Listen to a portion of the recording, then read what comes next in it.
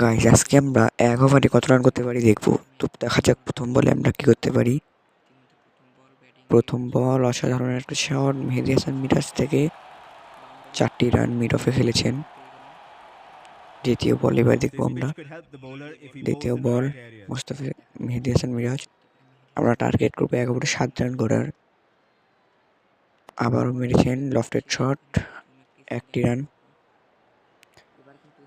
ওভারের তৃতীয় বল, দেখা যাক এই বলে কি করতে পারে ব্যাটিং এ মুস্তাফিজুর রহমান। বল করছেন এবং বোল্ড হয়ে গেলেন। আমাদের কাছে আর 2টো বল রয়েছে। চতুর্থ বল, এটা চতুর্থ বল আবারও মিস করলেন, কিন্তু এবার শরীফুল। ওভারের পঞ্চম বল, আমাদেরকে কিন্তু চ্যালেঞ্জটা জেতার জন্য 2 রান করা লাগবে। গাইস যদি চ্যালেঞ্জটা জিতে যাই অবশ্যই ভিডিওটাতে লাইক এবং সাবস্ক্রাইব করবে। লাস্ট বলের দরকার 2 রান